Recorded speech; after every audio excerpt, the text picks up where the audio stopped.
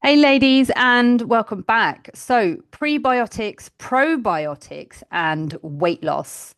So this was a another topic suggestion in from the check-ins, and so I thought it would be really interesting to talk about this topic. And we're going to talk a little bit more about the sort of fact, in terms of the separating the fact from the fiction and understanding gut health's true role in body composition.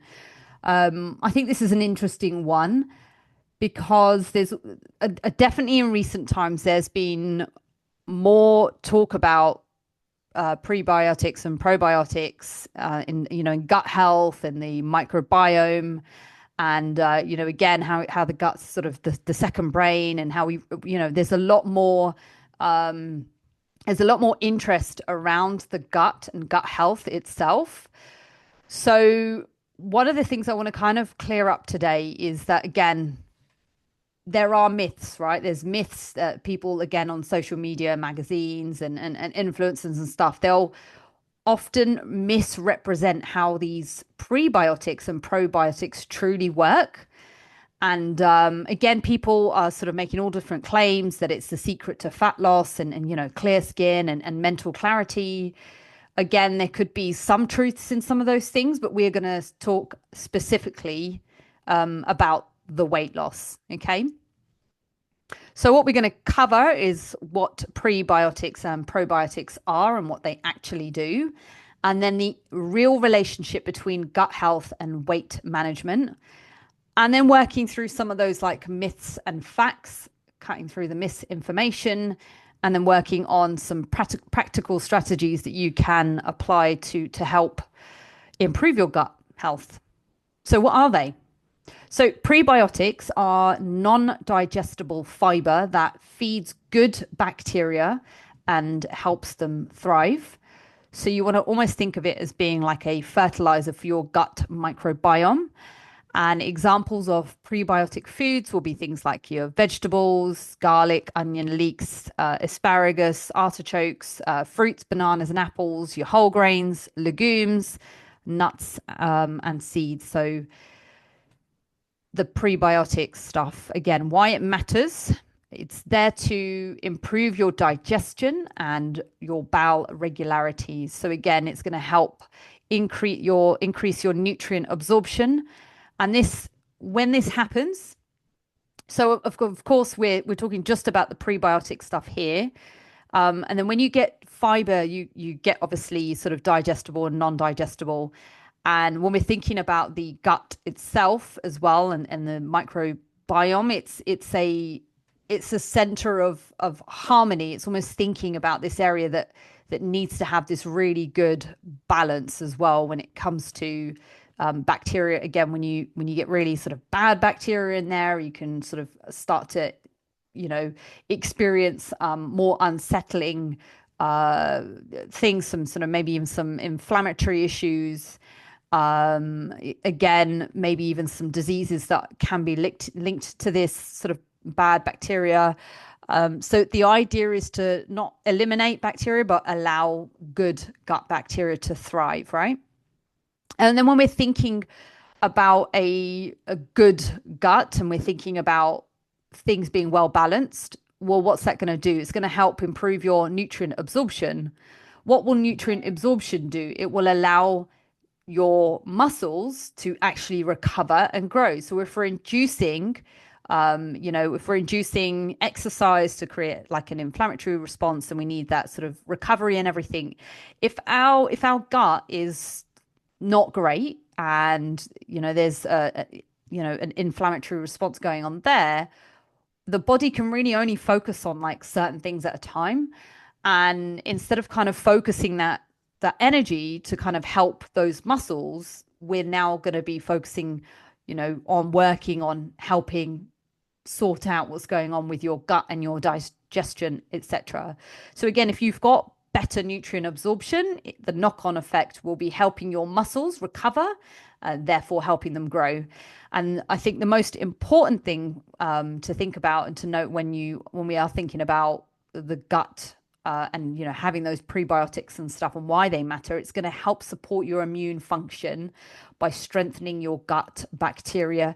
is super important. Again, you'll probably realize this when you are feeling a bit run down and a bit shit, and your immune system is shot. And typically, we might even see this when you're menstruating as well. That that area starts to become very effective, and your gut almost becomes very sensitive. But again, what are we craving during that time? Are our foods as healthful? Are we having more of some stuff and less of the other? Some of these sort of prebiotic foods getting missed? And again, it's just important to note that prebiotics don't directly, and this is the question, they do not directly, they do not directly lead to fat loss, but by improving digestion and your energy balance, they can help support a better metabolism. Again, how does this happen? Well, improved digestion, better nutrient absorption. Again, you're in that position where your muscles are recovering, having more muscle mass, more lean tissue. Is that going to help you metabolically? So it's all a chain. It's like a domino effect here. And then when we're thinking about the probiotics, again, not to get these things confused, you've got the pre, which again is the sort of the fiber or the non-digestible fiber, and then you've got the probiotics, which is the sort of the actual live bacteria. So this is the bacteria that is present within your gut that's going to help create that harmony, if you like, that gut balance and that health. And yes, you'll find it in foods and also supplements, but it's also to note that not all probiotics are equal. Again, if you ever go to, your Holland and Barrett or any other sort of health food store and you see these on the shelves, you'll see this sort of how many millions of different breakdown of different millions of units of X type of bacterias and stuff. But the best way to go for things is via your foods. So again, your sources of probiotic foods are going to be fermentation, right? Fermented stuff that's got live cultures in. So again, when you're thinking about dairy, obviously you've got yogurt, you've got kefir and certain types of cheeses. As well as that, you can find these days some coconut collab do some, and I think there might be an oat, like a Yakult do an oat version. But the coconut ones are really quite good because they also have this sort of fermented live culture stuff going on in those. They're again bacillus, or I don't know if I'm pronouncing them right, but they will have all these different types of fermented live cultures. And then your fermented vegetables, so things like your kimchi, your sauerkraut, and your pickles and things as well. And if we think about culturally, and we think of across the world culturally, you think of like Eastern European. If you think about Asia as well, and we're thinking about maybe Japanese food or Korean food, and Indian food as well. There's all these different types of fermented vegetables that we eat. Okay. So yes, you've again, when we're thinking about how people eat traditionally and they're building up their plate, again, it's your protein, your carbs, your fat source, and again, it might be like building out the plate almost like a Buddha bowl and having a bit of the sort of pickled stuff, the kimchi, the sauerkraut, and that sort of stuff. So if we think about Indian food, you've got your like achar, for example, your sort of fermented pickles. And then we've also got soy-based products and foods. So miso is a really good one. So again, in sort of Japanese culture, they might start like a meal with like a miso soup. And then you've got things like your tempeh. So tempeh is actually it's the soya beans, and the soybeans are almost packed together, and they go through their own like fermented process as well. So if you ever have a look at tempeh, it looks very strange, and it's got like these weird like rounded strainy bits in, and that is pressed young soya beans. Again, that's my understanding of it. I think it is the young soybeans, but that's they take that through a fermented process. And a big fan of this stuff, kombucha. Kombucha is a like a sparkling alternative to having maybe even like alcoholic drinks and that sort of stuff. One thing to bear in mind is that even with probiotics, you don't want to overdo it. You never want to overkill this stuff. And again, if we take it back to that sort of cultural plate, it'll always be like a certain part of your meal. It'll be something to kind of have to add a bit of flavor and things. It won't be like a centerpiece. So just to bear that in mind, even with kombucha, you really don't want to be knocking back more than one or two. I know that for people that, for example, it's a nice alternative to, again, especially when we're coming into summer and stuff as well, when you're going out to like to have social drinks and things, you get various different maybe non-alcoholic type drinks that you can have. Again, they often stock juices and things like that, but kombucha's definitely getting very popular. And I love a kombucha on a hot day, nice ice cold kombucha. But yeah, just be mindful in terms of how much you're having. Okay, so what can probiotics actually do? So again, they're another tool to help with your digestion and your nutrient absorption. And they're going to help support your immune function. And probiotics can actually help with IBS symptoms, so irritable bowel syndrome symptoms. So that, again, there'll be specific strains that I'll talk about in a moment. And what it's important to know is that probiotics alone won't burn fat, nor will they speed up weight loss. Okay. And coming back to the IBS symptoms, there's a specific strain, which is the B coagulans. Again, this is taken from research here that they're the ones that have been shown to kind of help IBS symptoms. And no probiotic has been proven to directly affect or impact weight loss. So again, not directly. So again, we'll cover a bit more of this in a mo, but we're going to, again, within this sort of area of talking about the myths and the myths and facts about gut health and weight loss.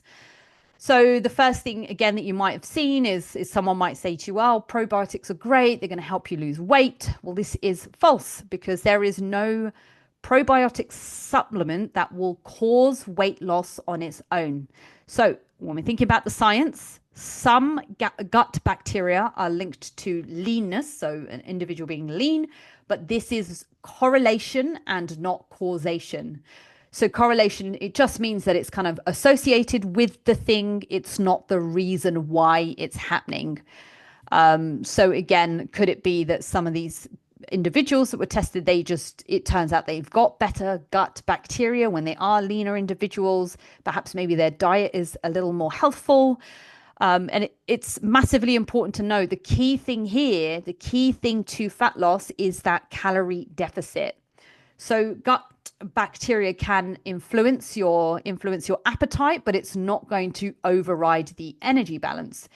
Meaning that when we are thinking about the gut bacteria and how that affects your appetite, again, maybe if there's a sort of unsettledness going on within that gut microbiome, perhaps maybe you might sort of start to feel more of a release of, again, some of those hormonal responses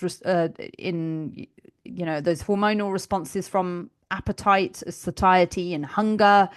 But again, if there's an unsettledness there, what will it do? It might make you want to eat more or make you want to eat certain things that are ideally not good for you, but maybe your body acts a bit stupid and suddenly you just start craving worse things, even though you feel rotten.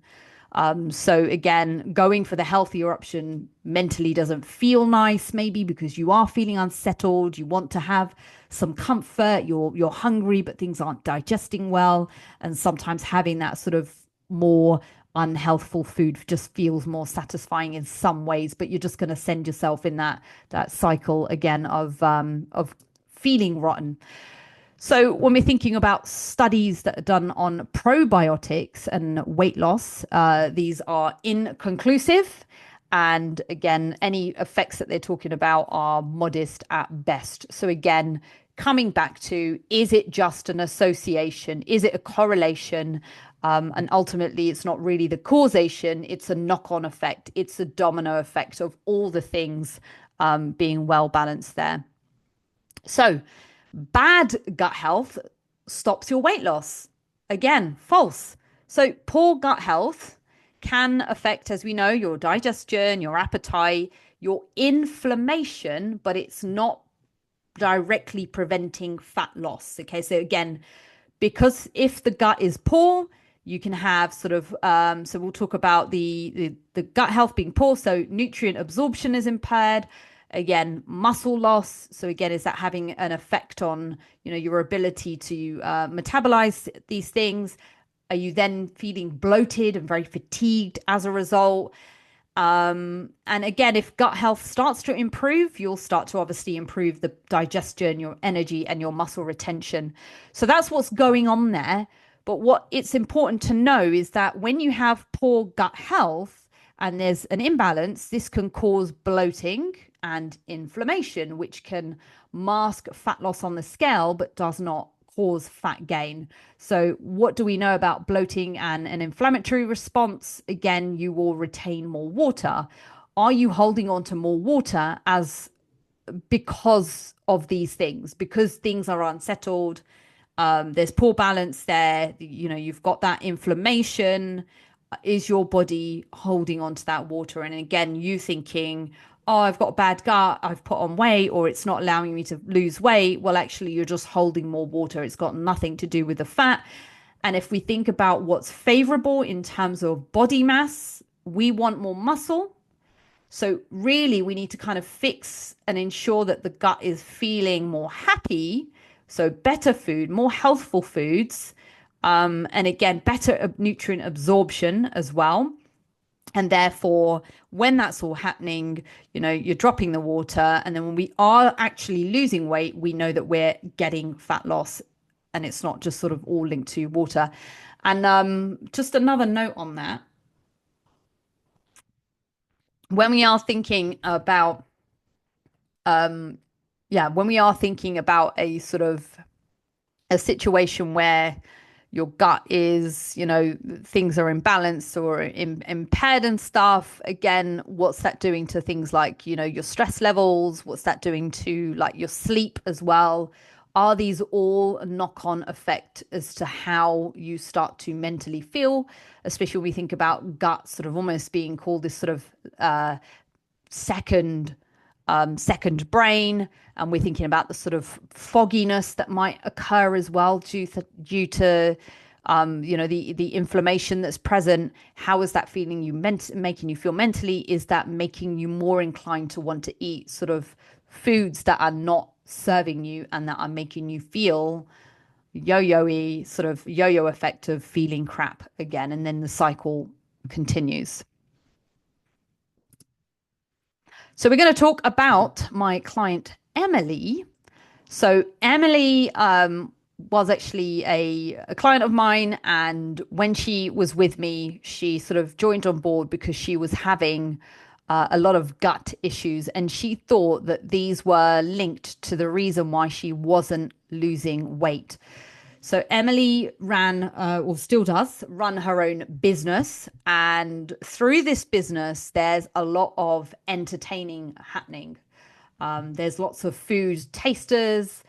So because of this, she was eating out a lot and she'd be having to try out different menus because of her business. So again, trigger foods being, you know, things like your spicy processed food, and then also having to like wine taste a lot, you know, alcohol, having to check that this sort of cocktail that was being presented for within her sort of business that she was running, it was based around a service, and it was also based heavily around food being a part of that.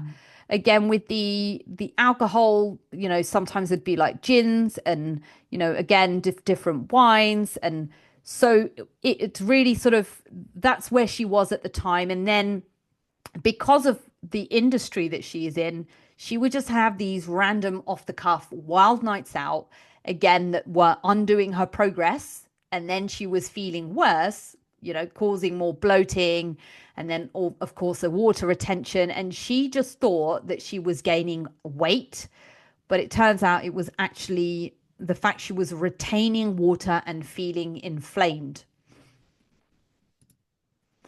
So what we realized with this is, again, sort of talked about what she was doing at the time, believing that everything was just sort of down to the fact that she had gut issues, and that was it. And this is the reason why she can't lose weight, because she's got gut problems, rather than thinking about the actions that she was taking and the lifestyle choices and the pattern.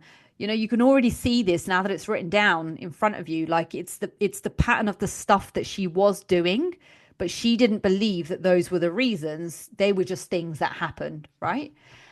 And what we kind of addressed for her was, you know, regular sort of meals. Once we kind of went through and gave us some swaps to kind of work through, and so maybe again, even with the whole aspect of having to do these tasters, knowing when they were in the diary, knowing we could maximize other days when she wasn't going to these events, and we kind of stuck to foods that did feel good, that she knew felt good. And again, it was a bit of a trial and error. We actually did encourage and increase some protein powder as well. We actually went for some more plant-based options for her. And again, once we kind of established that routine and we kind of got her into that structure and she was making better food choices, where, hey, less bloating. And then when we thought about the sort of the intake of alcohol and reducing that in ways, when you are at a taster and you're being sat down and the chefs are coming over and giving you everything, rather than knocking it all back, taste, right? Taste it, sip of water in between, bite. You don't have to finish it all. And that's the real sort of empowering thing for her. And the takeaway was not to kind of know that she's there and, oh my goodness, I must not waste all this food, I've got to eat it all. It's actually just going, no, I'm here to do some research on this thing. I need to know what tastes good for this part and what sort of alcohol needs to go with that. So it was just kind of changing the mindset over how to approach this. And again, similar for you ladies as well, this might be something that moving forward you might need to do when you do have these work events as well, that break it up, have sparkling water in between, have some low calorie mixers, maybe sip, nurse and look after that drink that you've got. You don't have to be showing to kind of be, to enjoy yourself. You don't have to be having everything. So it's just kind of creating some structure and maybe even some sort of mild loose rules around them. So again, with gut issues, they can make the weight trends feel very confusing.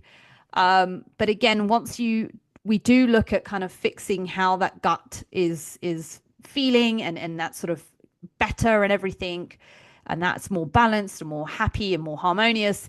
It isn't a fat loss shortcut. So fixing this, whether you're taking supplements for prebiotic stuff, again, bizarre, but you'll have people that they do not have enough prebiotic, they are not having fiber within their diet, and they start shortcutting it with fiber one bars, or they start shortcutting it with like psyllium husk and all these things that can be really quite typical in the sort of fitness world as well. So it's just kind of maximizing where you can the stuff that we can kind of get from food. And then when we're thinking about the probiotics, again, just knowing that having some of those small bits in there, just trialing it out.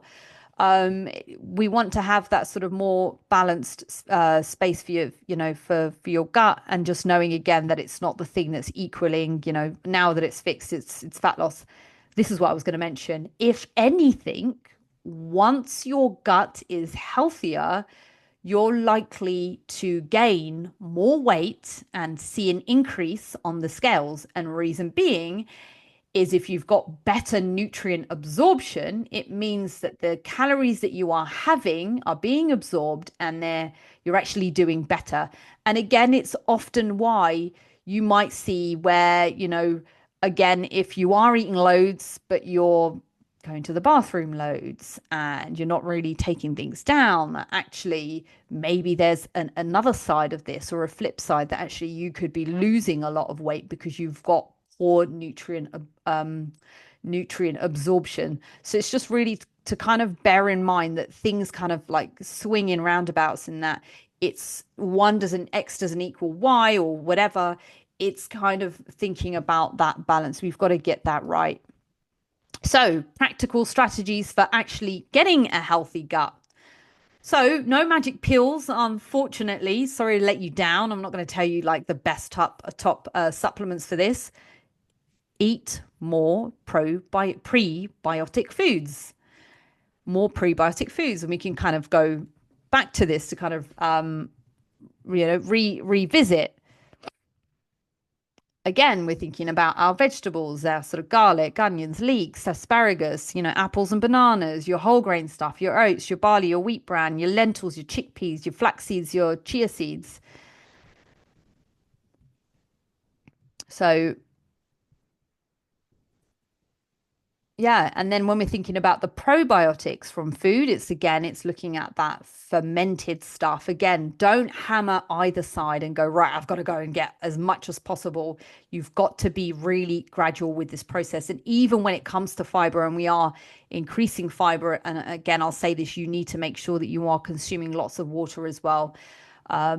So yes. And then in terms of avoiding the gut irritants, excess alcohol, processed foods. So, again, things with sort of made with a lot of oils and stuff. So I don't know about you ladies, if you've ever experienced it when you have like a really greasy meal, especially if I've had like greasy Indian food or something, it really doesn't sit right, especially if it's like from a restaurant. And whereas when it's home cooked, it's so much easier to kind of digest. And then it goes without saying the overeating. If you are hammering your gut and you've got a lot of load of, you're having a lot of stuff and you're not really allowing yourself to process and digest the stuff, it's just going to cause an irritation. And yeah, eating regular in a sense that your gut does like routine. So again, things like your breakfast and main meal, and maybe a third or a fourth meal later on, but just knowing that you're having proper meals and you're not just kind of like fasting or staying away for stuff for long periods of time. I've talked about fasting before. There are some key benefits for that. Again, it might create a little bit of offloading from your gut if there is a lot of overeating, and it can help lower certain things, but it's not a shortcut and a hack to kind of fixing stuff. And then stress. Stress is the biggest one. The gut to brain connection is real. So when we are thinking about that sort of foggy head feeling and that sort of wanting that mental clarity that you get when you are in a sort of more happy state, and hydrate and get enough sleep, because your gut needs recovery too. You need recovery. Sleep is top of the pyramid if we think about all the things that relate to health, fitness, and wellness, and longevity as well. Getting enough sleep is top priority. Sleep, water, good nutrition, getting some active movement in, so some steps in. And I always like to think workouts and training is, of course, it's massively important. Of course it is. It's so important to the whole, lean muscle, attaining that is so important. But I just want you to kind of cover all the other areas in the, in the house first before we start trying to nail more and doing more. And you've got to have the right state for you to lower and manage your stress.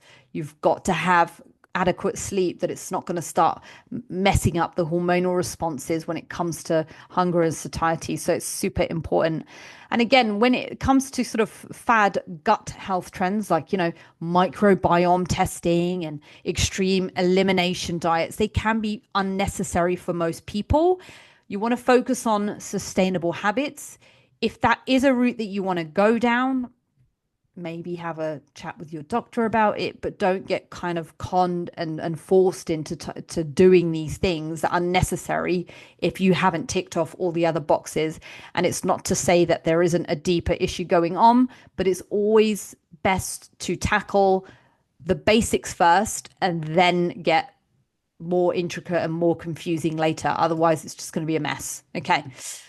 So, all important, when should you actually consider a probiotic supplement? So, there can be some benefits.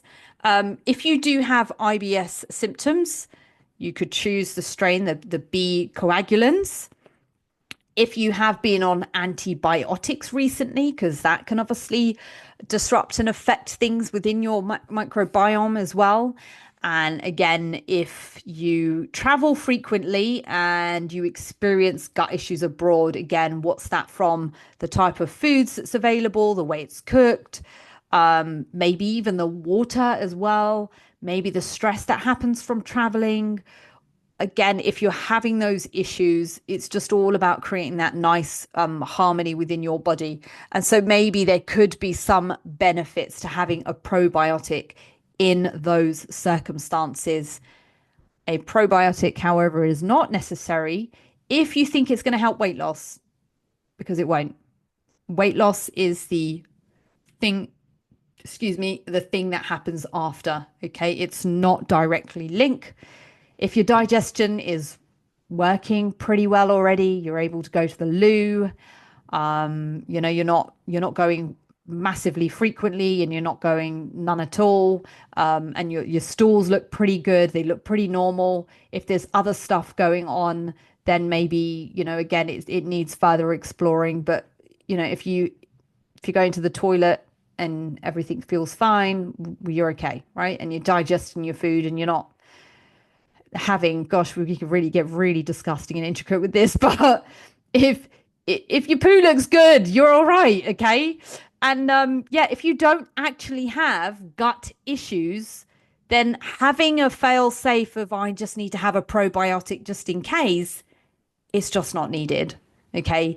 It's again, these are things that could be used if you've tackled all the other things first and then you go, right, that's the reason. Okay, now maybe.